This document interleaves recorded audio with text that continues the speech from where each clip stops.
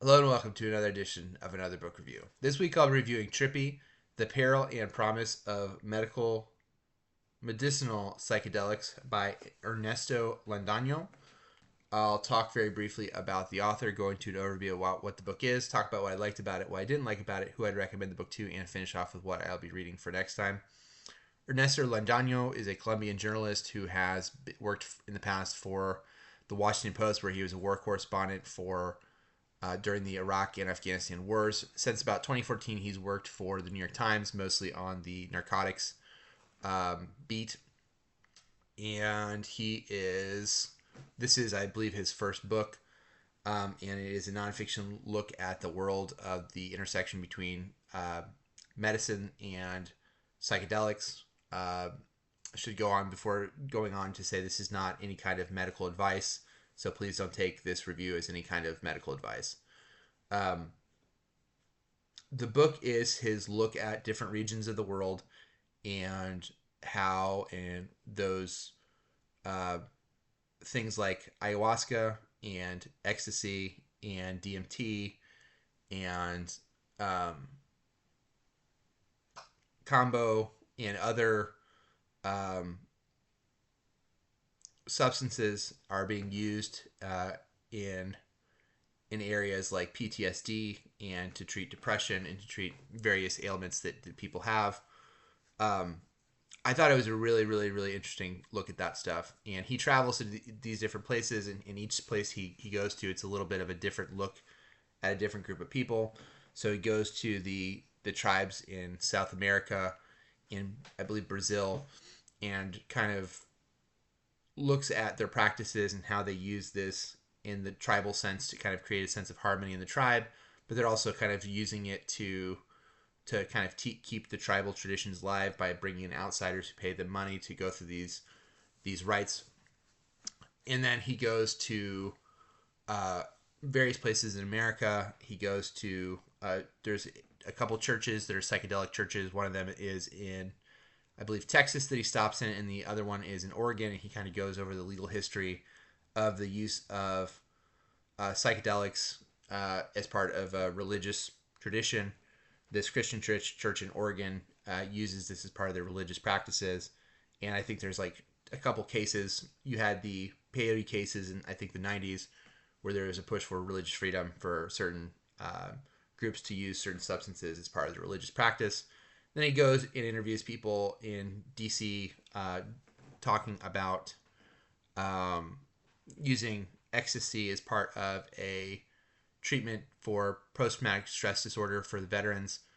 And it was all really interesting. And he goes and talks to these different groups of people and gets their reaction to this stuff. So it's like a lot of it feels like a travelogue. To me, the highlight of the book is him actually talking about himself and his experiences. And he's a very interesting person. He grew up in Colombia, was a relatively well-to-do family, but he also, while in the midst of a war, civil war, um, he also had this really deep, disturbing history of mental health issues in his family.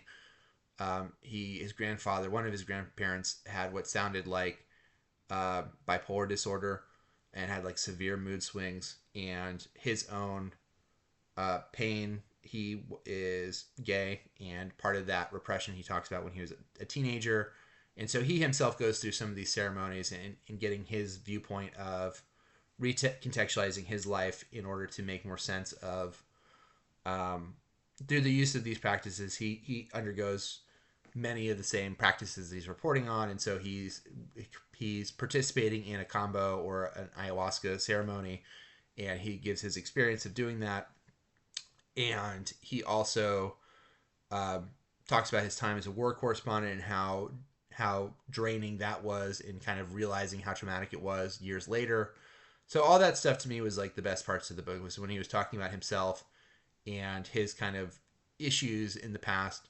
The book ends on a very hopeful note, which I appreciated, because it can be very dark and dealing with like really, really deep problems that people have. But it's a pretty breezy read in terms of the speed. It's not. It looks longer than it feels. Um, I will say maybe some of the cons. There are parts that are repetitive when he talks about the drug policy in the United States. He kind of repeats the same facts again and again. I don't know if that was necessary. There's a part where he talks about how some of these practices and chemicals and substances and drugs are being used. Basically, right now they're in the very, very early stages of. When he talks to medical professionals and people have been studying this, some of them have been studying it for quite a long time, but the history of the drug use has been kind of off and on due to the war on drugs and starting in the Nixon administration. But even people who've been around for a very, very long time will point out, this is very early days, and so that there's not a lot of any kind of what we call clinical trials to the point where the FDA is going to get involved in this just yet. One of the parts where he kind of elides over is if he mentions at one point, there are people with certain conditions, and he mentions schizophrenia where this is not like recommended, or this may be something worse than. For most people who go through this, himself included, it's a very positive transformation. And he describes it at one point like going through 10 years of therapy in one night. And for most people he interviews in the book, it's very, very, very positive. He talks about one point where there are people who maybe have certain conditions that it's not very positive and actually can be detrimental. He kind of elides over that, and I wish he had spent more time talking to professionals who have experienced that, have seen people go through it, to talk about why and how certain people may be negatively impacted by it. He doesn't really do that. And so I don't know if that is because of I don't know why that is. I don't know if that's just because the number of those folks is so low, or if it's because people don't want to talk on the record about that. I'm not really sure. Most of the people you feel in the book are kind of cheerleading this approach to psychedelic use. You also get the sense there's a lot of charlatans in the space, and he kind of talks about one of the groups that he interviews. There's allegations of someone crossing certain boundaries while people are ingesting these substances. They're in a very vulnerable state. And he talks to people who have experienced people kind of crossing boundaries that you would not expect them to, given the vulnerable state that these substances leave people in. And so those were my main issues with the book. I found myself kind of, because it's written in this travelogue style, I found myself kind of putting it down, picking it back up. So it wasn't the most propulsive read. It wasn't a difficult book to read, and while I was reading it, I enjoyed it. But there are some parts that felt a little repetitive. There are parts that kind of I could give or take.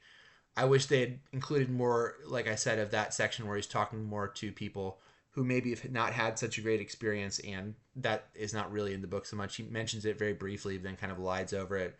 But overall, I enjoyed it. I thought it was a very interesting look. If you're interested at all in this topic, it's a relatively easy read, and I think there's a lot of good information there if it's something that you're interested in learning about.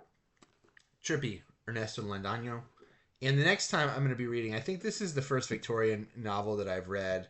It's going to be North and South by Elizabeth Gaskell. I have read Joe Walton's kind of Tooth and Claw, which was kind of a parody almost of these types of books. So this is the first one I will be reading and reviewing for the channel. If you've liked the video, please feel free to subscribe to the channel. Hit the like button, and I will leave my Twitter link below if you want to check me out there. And until next time, bye.